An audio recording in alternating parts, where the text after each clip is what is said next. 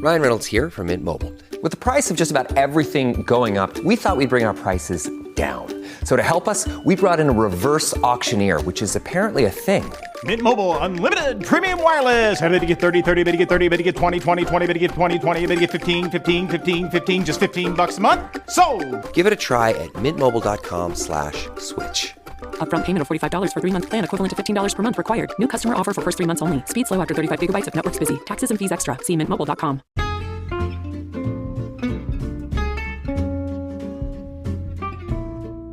Hello, and welcome to It's a Fandom Thing. I'm your host, Erin Marlowe, and each week I'm joined by a panel of guests to discuss all things fandom and pop culture, primarily from a female perspective. You'll find everything from fanfic to cosplay to Schitt's Creek to Supernatural and everything in between. So put on your favorite piece of fandom merch, set aside that fanfic that you're writing about your OTP, and sit back and enjoy this week's episode.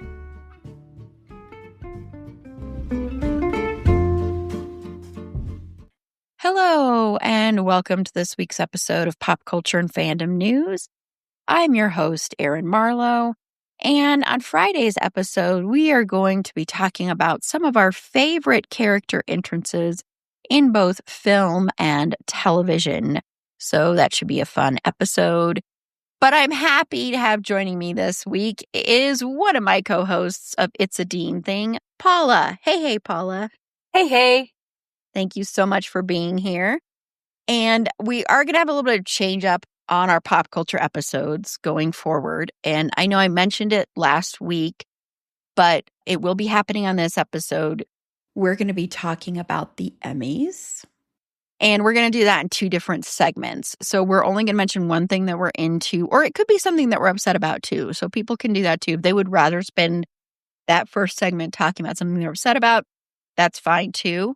But this will be kind of how it'll change. And then in the new year, or maybe after we're off for our brief little break, I might change it even more and have us all as a panel react to one new trailer or one bit of casting news or one bit of like film or television news or something like that that has to do with like a new show or fandom related or something. And then we'll also have another topic. So it'll be like 3 topics in a way. So let me know what everybody thinks of that. I'm just trying to switch these episodes up a little bit so that we have a little bit more time on something that's kind of a main topic. And also, before we get started, I do want to just say, as everybody probably knows by now, Stephen Colbert and The Late Late Show, they got news that they are not returning. The show is not returning. He's not returning after next year. And of course, CBS and Paramount and all of those people that are intertwined said it was for financial reasons, even though the Colbert show, The Late Late Show, is like the highest, earns like high ratings all the time. It's one of the highest ratings, I think, also for late night television. This, to a lot of people, and the WGA is actually asking for an investigation into bribery that they might be trying to bribe Trump because they're right in the middle of trying to do a merger. Paramount is. And they're worried it's not going to happen because part of it is also the FCC. There's a whole huge thing. And,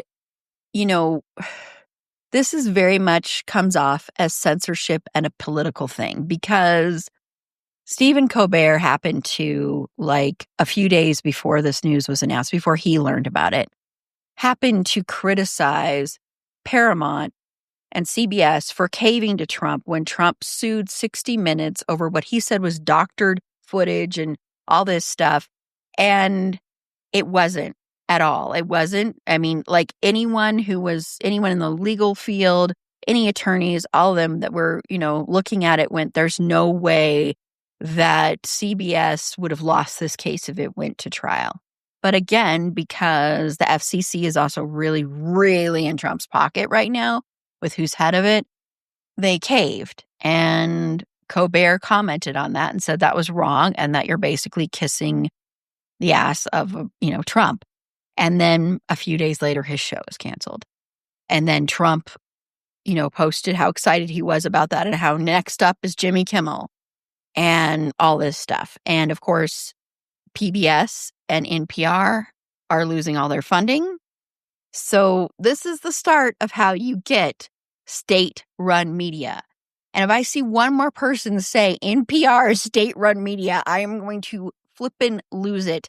NPR is not state-run media. Just because it gets some funding does not mean it's state-run. If it was state-run, NPR would be like kissing Trump's ass all the time. And NPR is not necessarily like all like never critiques Democrats or anything like that. So it's just, yes, they are, I will concede, they are a little bit more left-leaning, but really what I think it is they're a little bit more like leaning towards the right side of history. So I just wanted to make a comment on that and just say that what is happening is censorship, and this is very dangerous. This is very scary.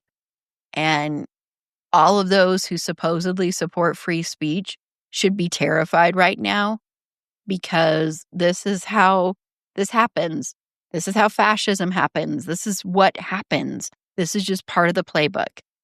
So, and they're talking that probably the Daily Show is going to go away, you know. So I am not necessarily even a Stephen Colbert fan. I just think this is such bullshit. It's absolute bullshit. It is. And we will definitely be talking about it more. So, yeah. So let's turn over to maybe some happier stuff. So, Paula, you can talk about one thing that you're into in fandom or pop culture, or if you really just want to rage about something instead, feel free to do that. We'll be here a long time if we start raging about things. Yeah. So I'm gonna go on a little bit of a happier note here.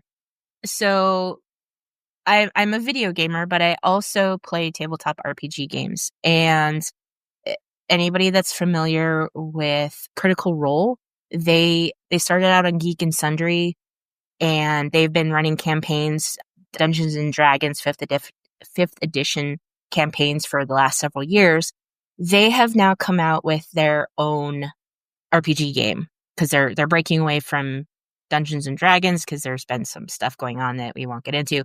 Anyway, so they have and it's just released within the last couple weeks, and it's called Daggerheart. And I'm actually going to be playing in a game later today after we're done recording.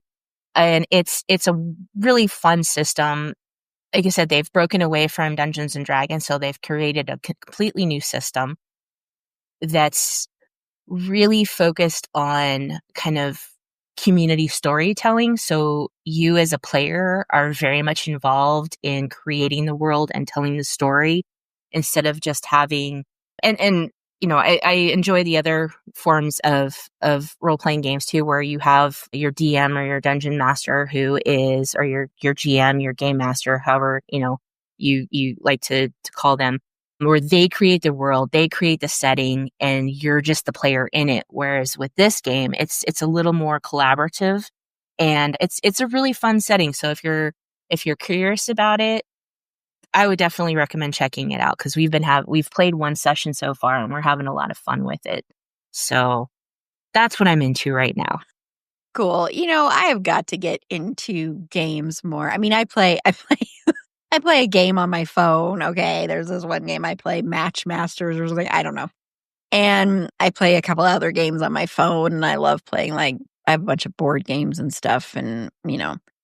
But I've got to get more into those because I would love to play more games. It's just I've never really, like, known where to start or what to do or anything like that. So I'll have to talk to you about that at some point, Paula. Oh, yeah. And maybe and the great thing about the technology that we have now is, you know, even, you know, for the long time we've been able to do like video games. You know, if you're whether you're playing, you know, on your computer or your, you know, Xbox or PlayStation, you could play online with your friends. Well, now, and we started doing this during COVID because we're kind of all spread out.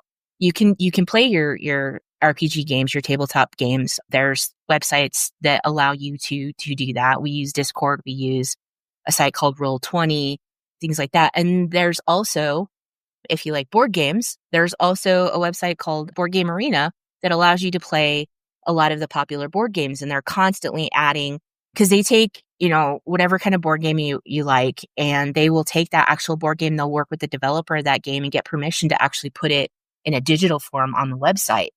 So we're able to play, board games that we like and do everything virtually and digitally if you're not able to get together. So that's really cool. So, we have physical copies of a lot of the board games we like, but many of those we're able to play online with our friends that live either, too far away or out of state or whatever. So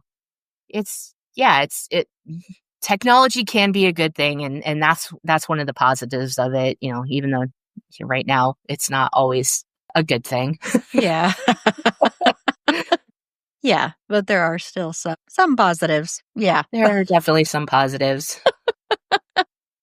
Well, for me, other than just being in the dumpster fire for my newest ship for Sid and Carmi from the Bear, please, somebody out there, please come geek out with me about this, because I'm all alone, just sailing away, all alone. I know there are tons of people that ship them. I'm just saying, in my little circle, nobody else does, and I'm gotten crap about it, and so I just need somebody to geek out about with this. So anyway, aside from that, other than that, last night I watched this movie called The Friend with Naomi Watts, and Bill Murray is briefly in it. And most importantly, Naomi Watts and the dog Bing, who is a Great Dane. And that's the real dog's name is Bing. In this, his name is Apollo.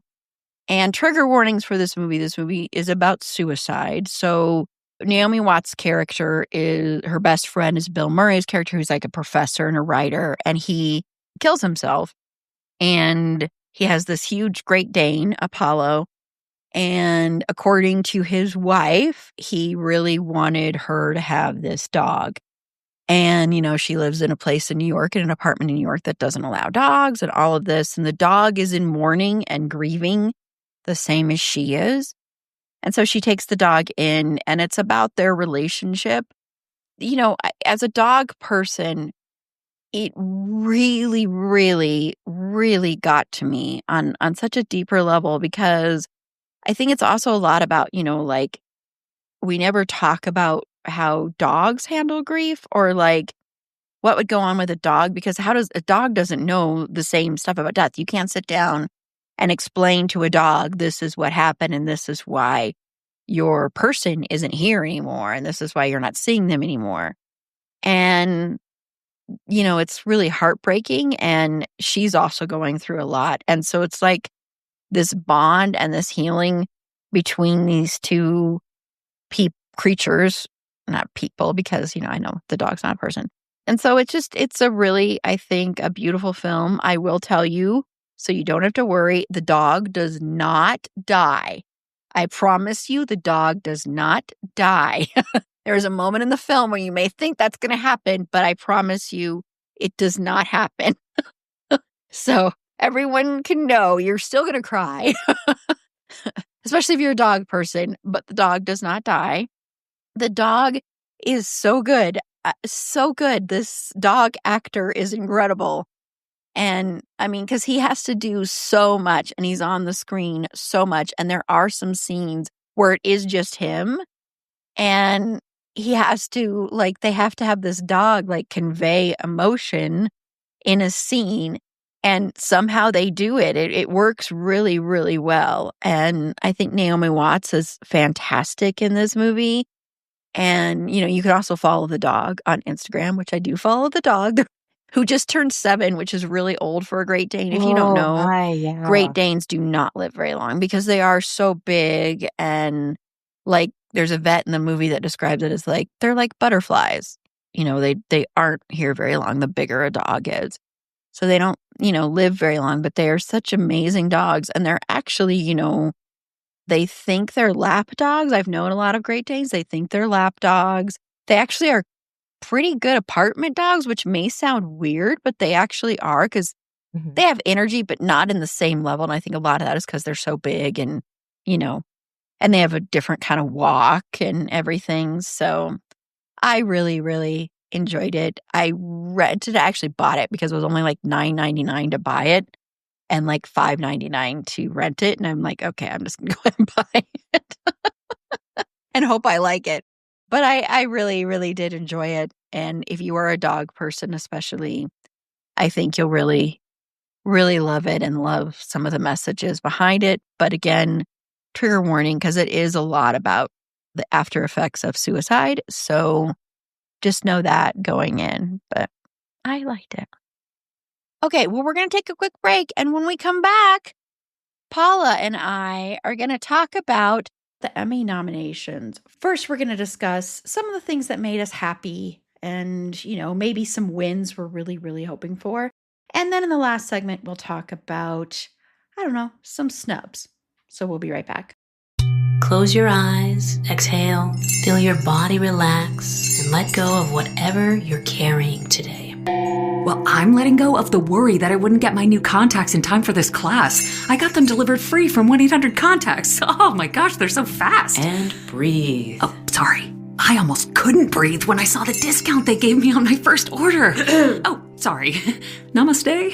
Visit 1-800-CONTACTS.com today to save on your first order. 1-800-CONTACTS.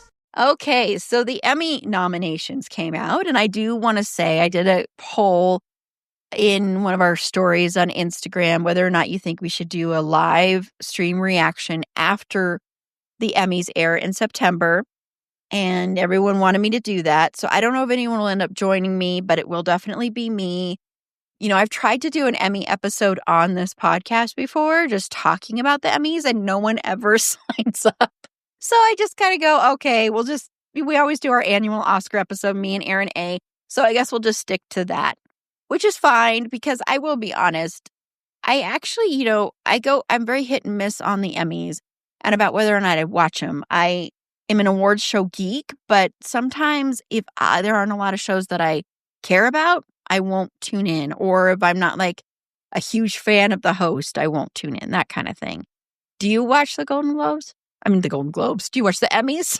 No, I used to watch the Oscars, but I haven't even watched the Oscars last several years because, I don't know. I think you don't even watch the Oscars. No, that's like my Super Bowl. So. I know, right?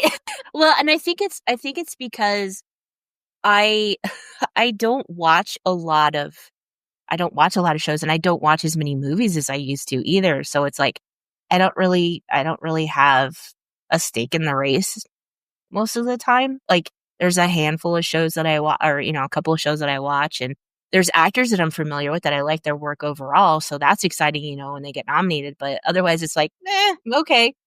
So Paula's like, I'm really excited that this is our main thing that we're talking about, Erin. I do have a few things to say. But choosing this, Erin. I do have some things to say, but yeah, I just well, and honestly, for me, like the award shows, and especially more, it's just like they seem. It's just like, well, who are the popular kids, and who's in the it club, and we'll nominate them, and everybody else can just whatever. I do agree with you on that. I do think and it happens with the Oscars, and it's like, because by the time the Oscars roll around, there can be surprises, but you pretty much know who's going to win every category. Yeah. Which gets annoying. And there can be, like films that dominate that you don't want them to. And there's always lots of snubs. And, there's, of course, still problems with representation across the board, which I will talk about that with one of the nominees, which is not a problem with representation. It's just the fact that, like that she was nominated, and it's like, it's breaking like some records, and I'll just mention it right now since I'm already talking about it. And so it's kind of like, sometimes those things happen and you're like, seriously, this is like, how is this just a thing that's happening now? And it, it can make you happy, but it's also annoying. So Iowa Debre, who I am not just mentioning this because I'm obsessed with the bear right now, I promise. She made Emmy history as the youngest Black woman with 3 acting nominations. So she was nominated again for her role in The Bear. She also made history for directing the episode Napkins, which is an episode that focuses, if you watch The Bear, a lot on the character of Tina. It's from season 3 because even though season 4 dropped, the way the Emmys work, these nominations are for season 3. And that episode, if you like The Bear, I hope that you agree that is one of the best episodes the show has ever done. And she became the first woman to be nominated for acting and directing in the comedy categories in the same year. So, it's just lots of firsts happen that are great and wonderful, like Kathy Bates being nominated. She's like the oldest woman being nominated ever. And if she won, she'd be like the oldest woman to ever win, and all of these things. And so there's great firsts, but at the same time, it can get annoying because it feels like, okay, great firsts, but are you actually going to do anything about this? Is it going to improve to where it doesn't become a great first? You know what I mean? Like it's just a normal thing. Well, and why is it just now a first? Yeah. Why has it taken so long for these to be firsts? Yeah. Which is very annoying. Yeah, that too. Exactly. But let's get into a little bit of the positives here. So I'm first just going to go over a couple of stats here. So Apple TV, hit it big. Streamers have hit it big. Network television, except for Abbott Elementary and a couple things, network television does not get nominated anymore. It just doesn't, because streamers and, prestige television, which is, of course, HBO, Showtime, all that, especially HBO, they get nominated now instead. It's just kind of the way it's changed, which we can do a whole episode on that at some point too, because that's also annoying. But they led with Severance in the studio for both drama and comedy, respective. So Severance was nominated for Best Drama, the studio for Best Comedy. I loved the studio, so I was very happy about that. HBO Max, meanwhile, though, led with 142 nominations. Oh my a lot of gosh. I know. Holy smokes. And a lot of that was thanks to The Penguin. I know Future Hubby. I haven't watched it yet. I will, Future Hubby, I promise. Which was the most in limited anthology. The White Lotus and the Last of Us and Hacks. The White Lotus in one of these categories you will hear was basically dominated the category with how many people were nominated in it. And so that 142 is up from its previous best, which was 140 in 2022. Okay. So Severance scored 27 noms and the studio landed 23 nominations. That is just mind-blowing. It's absolutely mind-boggling, some of these stats here. But we're going to go to those nominations, and I'm going to first do the drama, and I'm going to mention all the drama nominations, the big ones here. And then I just want to know, Paula, which one of these made you the happiest, and if you could just have one win of the ones I'm naming, you can let me know. But lead actor in a drama series was Sterling K. Brown from Paradise, Gary Oldman from Slow Horses, Pedro Pascal from The Last of Us, which this caused a lot of controversy because people argue he's really not lead in this season. Adam Scott in Severance, Noah Wiley in The Pit, lead actress in a drama series, Kathy Bates for Matlock, Sharon Horgan for Bad Sisters, Britt Lauer for Severance, Bella Ramsey for The Last of Us, Carrie Russell for The Diplomat. Drama series was Andor, The Diplomat, The Last of Us, Paradise, The Pit, Severance, Slow Horses, and The White Lotus. So, were there ones on here that made you incredibly happy? Yeah. So for series, I mean, look, I love The Last of Us. I have not seen this season yet. Same thing for Andor, but I am very happy that Andor is on the list because that series, it's set in the Star Wars world, but it would be just as good if it was set in just a nondescript modern setting. It is so good. I was very happy to see Sterling K. Brown because, I haven't seen Paradise, but I love Sterling K. Brown. Me too. He made me hate him when he was on Supernatural. So that just tells me he's a stellar actor in whatever he does. Again, I don't really have an opinion on Pedro Pascal in The Last of Us because, again, haven't seen it yet.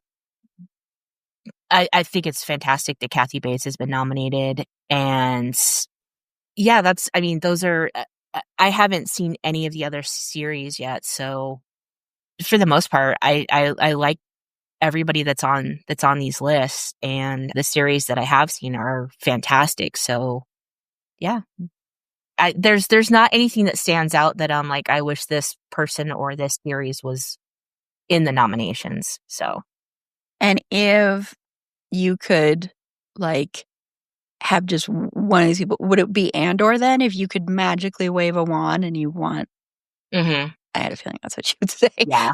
I was like, before you even said any of your thoughts, I'm like, Andor is going to be one of the things that Paula is going to mention. I have not watched Andor, but I know a lot of people that were absolutely thrilled to see Andor get nominated. Thrilled and absolutely shocked. Yeah. So, yeah. It should have gotten more nominations, I'm just going to say.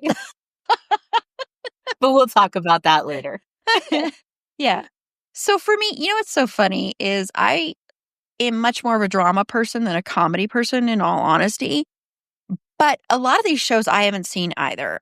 Paradise I haven't seen yet, but I adore Sterling K. Brown, and he is a fantastic actor. He was so good in This Is Us, so good in, of course, Supernatural, so good in this movie called Waves, which he should have been nominated for an Academy Award for, and so many other things. He's just such a good actor. I've heard this movie is really good. I've heard mixed things. I've heard people say they love it, and then I've heard other people say it starts strong and then like goes downhill.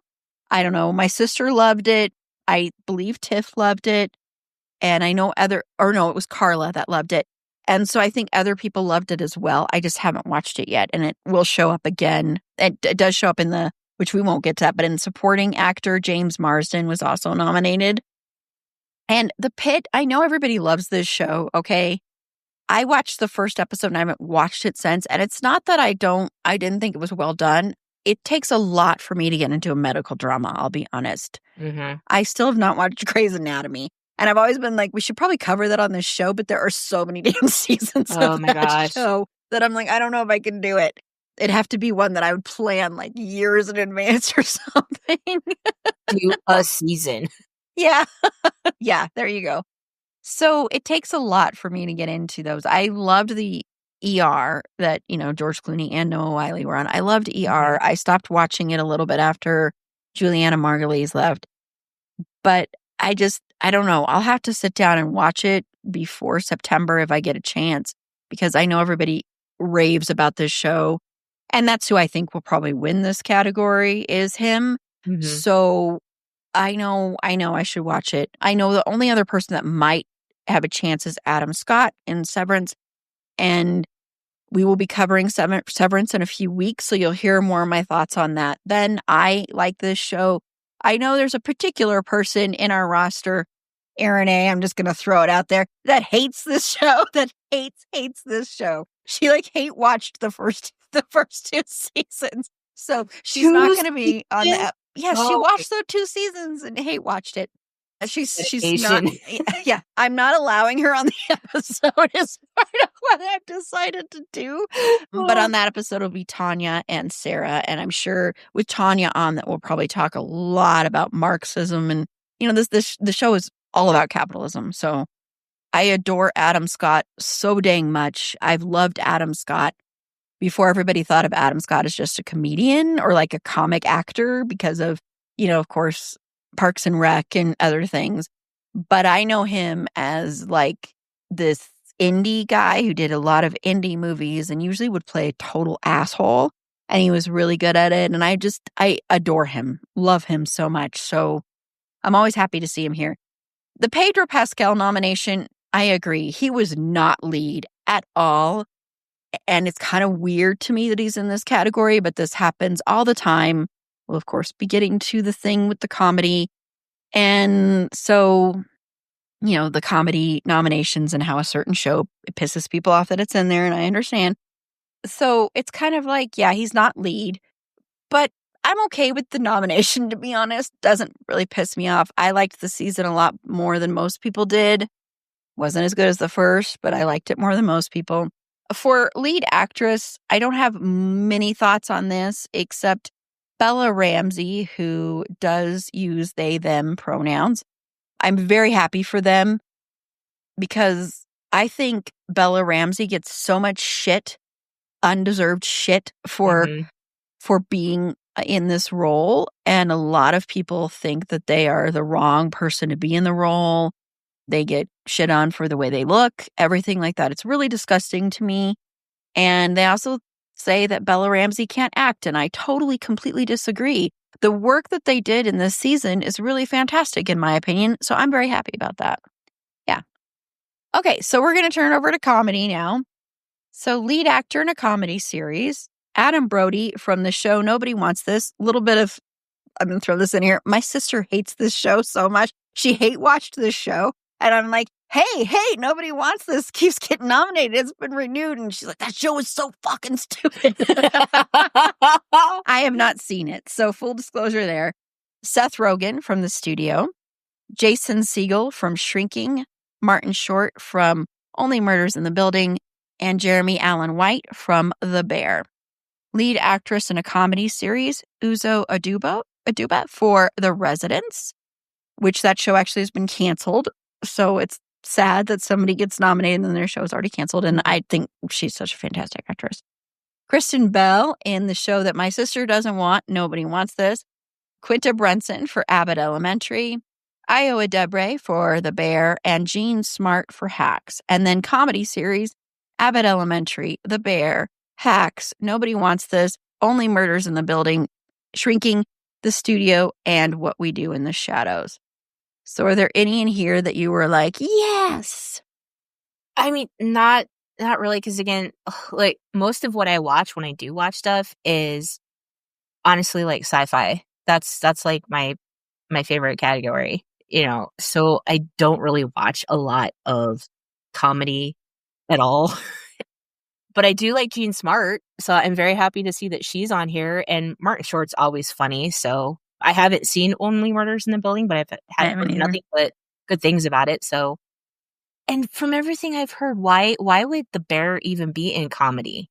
It's not a comedy. That's what I've heard. Like, why are we? Okay, whatever. My only other thing is, and maybe this is for later, but I don't really understand how the categories are set up sometimes, because you see all these series for nominations, and you have like 7 or 8 nominations for those, and then you have a shorter or a smaller pool of actors for those series, which doesn't make a whole lot of sense to me, because you see like What We Do in Shadows here, but not one actor from that season or from that series has been nominated in any of the actor categories that I've seen. So yeah. I don't know. No, I totally get what you're saying. It's, I am of the firm belief that I think one of the best things the Oscars ever did was to up their picture category to 10. And they did that because of the backlash after The Dark Knight wasn't nominated. Mm-hmm. They did that because of that. And I believe they should do that in the acting categories as well. Mm-hmm. I believe they should do that in every category because it gives more people a chance to be nominated. People have been debating this for a long time. I don't know if it'll ever change. There are some good things that have changed in the Academy Awards. Like they've got a casting award they're going to be doing. They're going to stunts, stuff like that, which is long overdue. So, yeah. But I do agree. The Bear and Interview with the Vampire are my 2 absolute favorite shows that are currently on television. I love The Bear so much.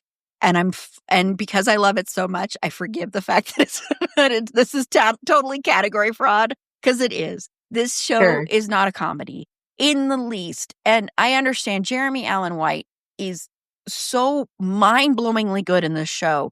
Like one of the best television performances I've seen in my life.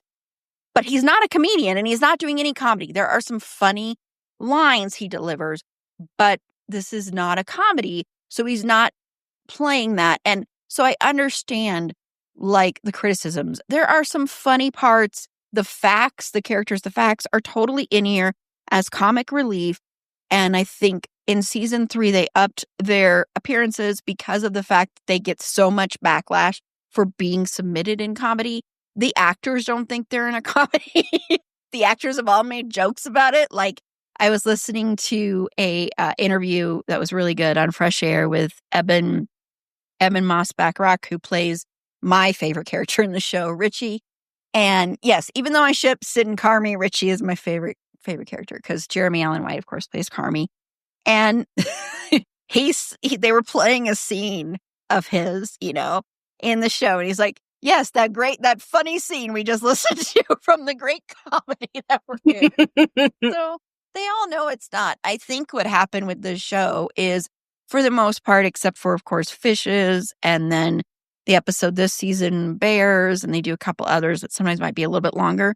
Most of their episodes are like the length of a sitcom, like a typical sitcom, like 25 to a half an hour kind of is the typical length of an episode of The Bear.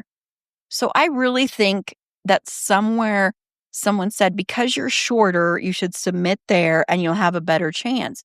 And they have. I don't think, even though a lot of people are saying Jeremy Allen White is going to win again, I do not think that. I think it's going to be Seth Rogen from the studio. And I'm very happy he got nominated.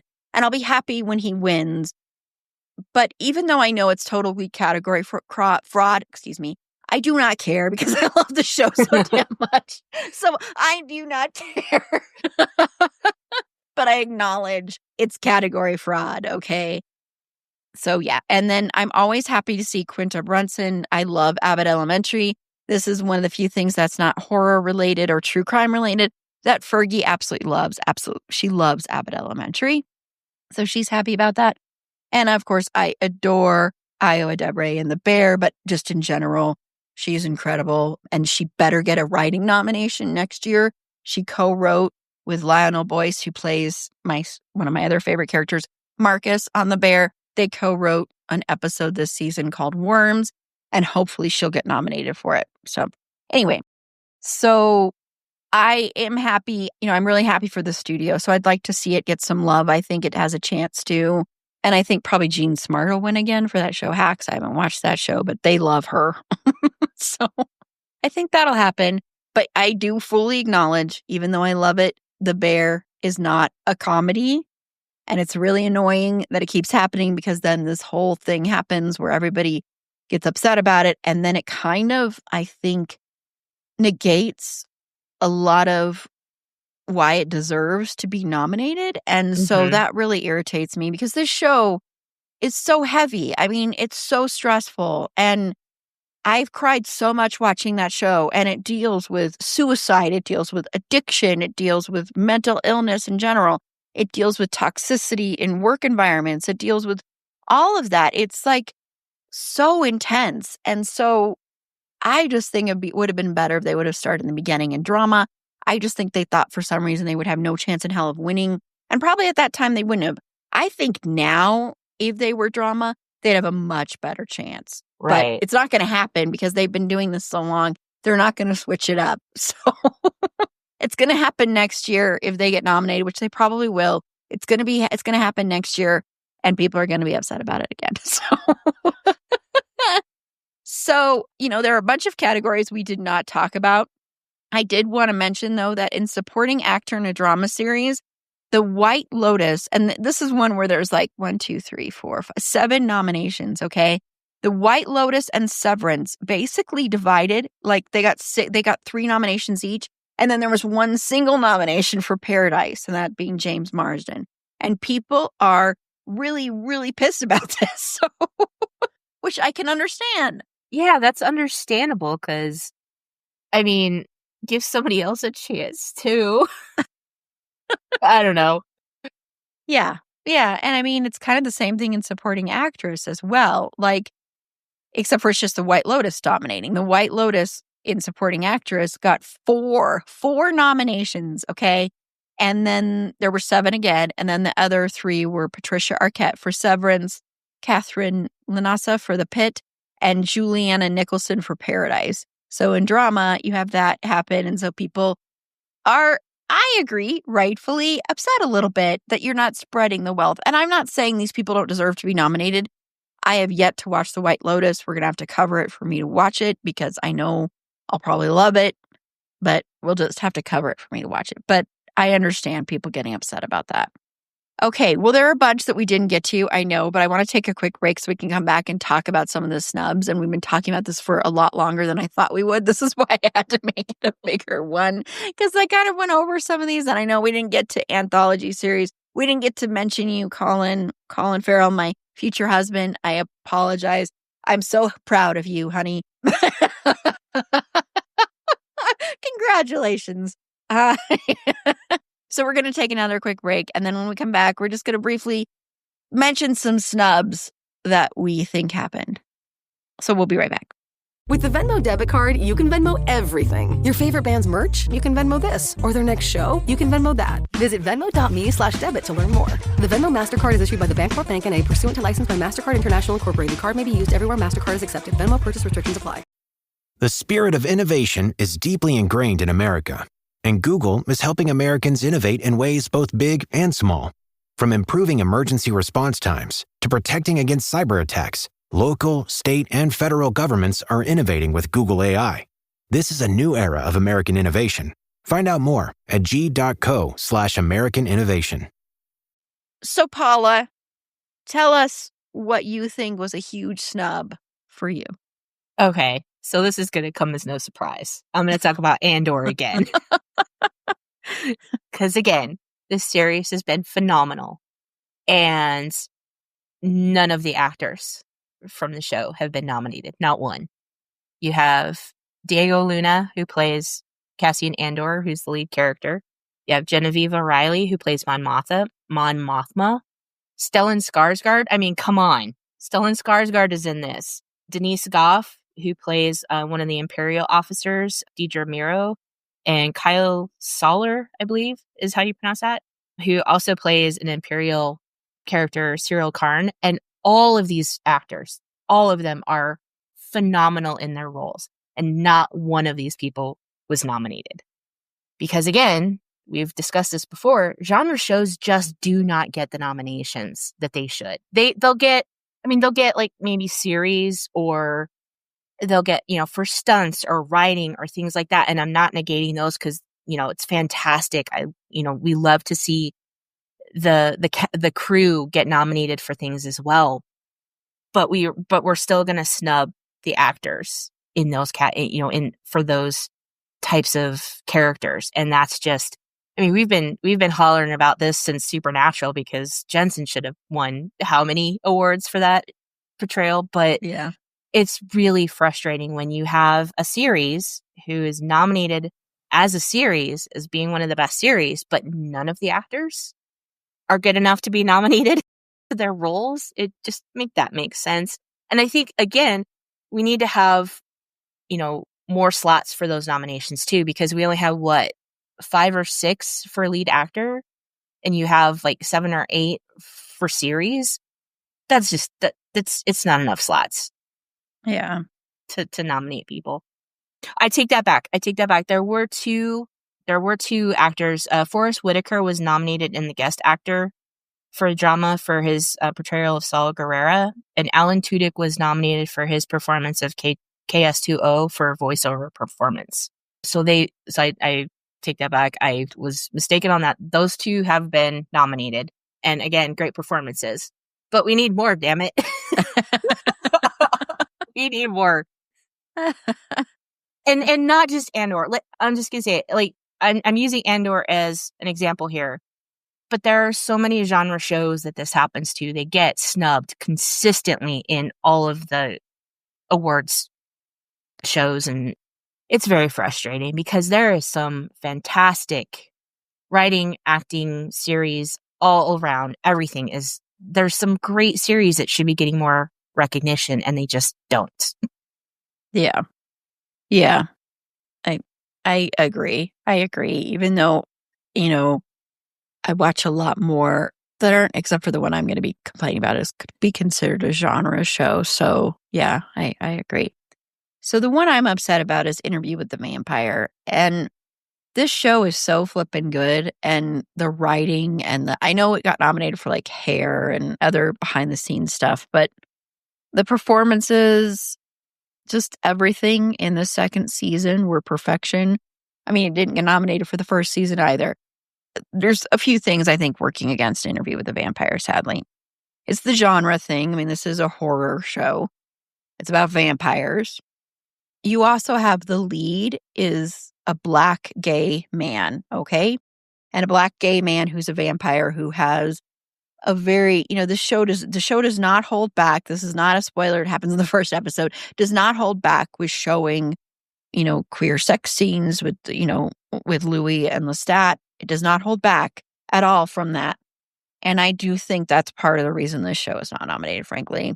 You have with Lestat is a bisexual character. That's another thing. They're going to be like, no. He is a white man, though. So it will be interesting to see, because the third season is the book that is the Vampire Lestat. So it'll be focused on him. He'll be like the lead, probably, instead of having it be Louis. So it will be interesting to see if that changes things. If it does, that'll be just show you it's pure racism, and that's why it didn't happen. But I think for Interview with the Vampire, it is so sad to me that this show did not get any acting nominations, anything like that, because the performances are so, so good in this show. And this show is much more than just like a horror show, which I think horror tackles more topics than a lot of other, genres do. In that, I mean, it's not just like a flippant show. It's, has a lot of deep themes. It deals a lot with stuff like grief and suicide and all sorts of things, and self-harm and addiction in a way, and sexuality and racism and everything. And it handles all of those things so well. And it's so sad to me that it'll probably never get any kind of recognition from the Emmys, and probably not the Globes either. So, and I do think that is because it's a genre show and it is led by a Black gay man as the main character. And I think those are the two biggest things that sadly make it that the Emmys are like, we're not going to nominate this. So do better, because really, it's really sad to me that it didn't get nominated. It doesn't surprise me in the least bit, but it's sad to me. It would have surprised me if it got nominated. So, yeah. Okay. Well, on that note, we're going to go ahead and wrap up this episode of Pop Culture and Fandom News. And we're going to go ahead and close out. And Paula, tell everybody where the podcast we co-host with Moth, It's a Dean Thing, can be found, and where you can be found. Yeah, if you'd like to come listen to us talk about all things Dean Winchester, our favorite fictional character, you can listen to It's a Dean Thing wherever you like to listen to your podcast. You can find us on social media at It's a Dean Thing Pod. You can also find us on the It's a Fandom Thing Discord server in the It's a Dean Thing channel. You can find me on social media, sort of, kind of, at It's My Sandbox. I'm there, but I'm not. I'm mostly in the Discord server. It's where we all hang out. And, we have all kinds of channels. Like I said, we have a channel for It's a Dean Thing. Movies, books, music, all kinds of stuff. Pets, if you're, a pet person. All the fun things. That's where we all hang out and chat. And it's a safe space, and like a lot of social media. So come find us over there. Thank you. Awesome. And, the only thing that Fergie cared about in these nominations is the fact that Abbott Elementary got nominated. She would have loved for Interview with the Vampire to be nominated. She loves that show, or anything with lots of blood and guts or true crime. That's her thing. So she's a dog, and she's funny, but you can follow her on TikTok at Schroeder and Fergs. That's SCHROEDERANDFERGS. It's long, but it's worth it. To find all the links to our past episodes, our social media, our Patreon for where as little as $3 a month, you can get ad-free content, episodes a day early. Speaking of The Bear, we're going to be doing a Patreon-only episode discussing Season 4 of The Bear. We are going to be spoiling, so please be caught up before you watch it. But if you want to hear that, you have to become a Patreon supporter today. You also occasionally win prizes. We have our upcoming horror trivia event where our Patreon supporters don't have to play. They get to choose their players as long as they aren't actually already playing. And they get to choose their players. They get those points. And then at the end, there will be some prizes awarded to first, second, and third. So, hey, you don't have to do anything except for become a Patreon supporter. So click the link on our website. It's a fandomthingpod.com. You go to the Support Us tab. You'll find the link there. You can also click the link in the show notes. And on Friday's episode, Paula will be joining me, and hopefully Tiff, we will see, but hopefully Tiff will be joining me to talk about some of our favorite character intros in film and television. So until next time, remember, it's a fandom thing. Black Lives Matter, Stop Asian Hate, and Free Palestine.